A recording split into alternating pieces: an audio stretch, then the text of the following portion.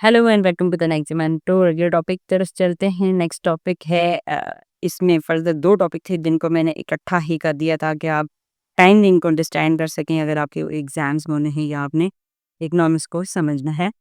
Law of demand में हम ले लें या लॉ ऑफ डिमांड ना भी हो तो सारे के सारे कर्व्स में डिमांड जितने भी हम शेप्स बनाते हैं कर्व्स बनाएंगे उन पे ये जो रूल्स है अप्लाई होते हैं। 2 तरह के जो है कर्व्स में चेंजेस आते हैं।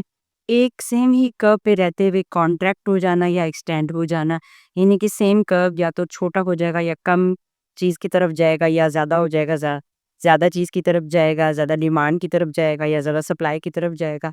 इसे कहते हैं एक्सटेंशन एंड कॉन्ट्रैक्शन। और दूसरा है शिफ्ट्स हैं, कि उसी कर्व पे हम नहीं रहेंगे, पूरे का पूरा कर्व शिफ्ट हो जाएगा। और इन दोनों में थोड़ा-सा एक बेसिक कॉन्सेप्ट है जो इकोनॉमिक्स में आगे आपको बहुत ज़्यादा काम भी आएगा। एंडोजेनस फैक्टर्स, एंडोजेनस मतलब अंदर से। तो अंदर से कौन से फैक्टर आएँगे जो कि आपके पास इक्वेशन में दिए हुए हैं। फॉर एग्ज़ाम्पल हमने किया था quantity demand is function of price. तो यहाँ पर सिर्फ़ 2 ही चीज़ें हैं, डिमांड और प्राइस। तो अगर प्राइस में कोई चेंज हो रहा होगा तो हम इसी के ऊपर मूव करेंगे। और शिफ्ट्स जो होते हैं वो एक्सोजेनस फैक्टर्स की वजह से होते हैं। अब एग्ज़ोजेनस मतलब बाहर के फैक्टर। बाहर के फैक्टर का क्या मतलब है, जो चीज़ें आपके पास जो है फ़ंक्शन में नहीं दी हुई थी। जो इक्वेशन है उसमें जो मेन चीज़ अफ़ेक्ट कर रही है डिपेंडेंट को, इंडिपेंडेंट चीज़ जो अफ़ेक्ट हो रही है डिपेंडेंट की वजह से।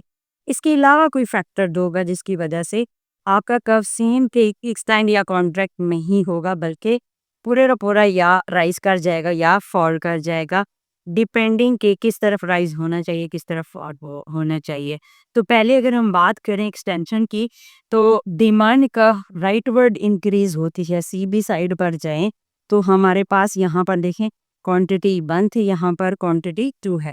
अगर हम ए से बी की तरफ ये पहले हम इतना परचेज़ कर रहे थे, अब हम इतना परचेज़ कर रहे हैं, ज़्यादा क्वांटिटी परचेज़ कर रहे हैं, प्राइस के फॉल होने से या किसी भी रीज़न से यहाँ पर सिर्फ प्राइस ही अफ़ेक्ट करेगी, तो प्राइस के फॉल होने से ही तो ये हमारी एक्सटेंशन हो जाएगी।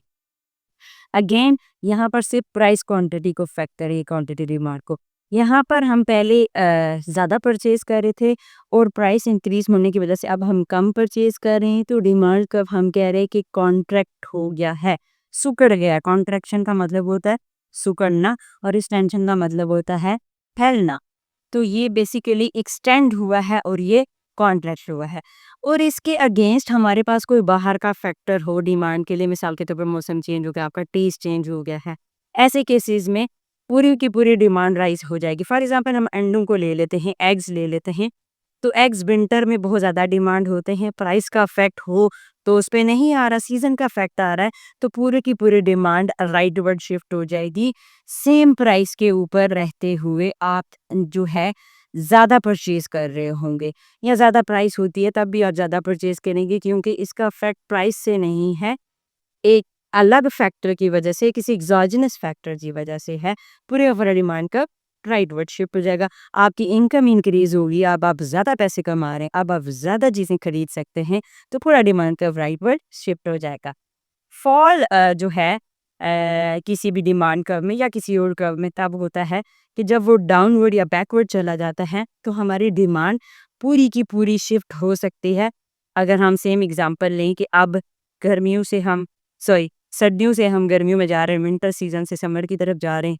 लेट्स सपोज के स्वेटर्स बहुत सस्ते हो गए, लेकिन हम नहीं परचेज करेंगे, डिमांड जो है वो फॉल कर जाएगी। हम सर्दियों में क्यों गर्म जी, गर्मियों में क्यों सर्दियों के कपड़े पहनेंगे, क्यों स्वेटर्स पहनेंगे, तो ऑटोमेटिकली डिमांड जो है वो फॉल कर जाएगी।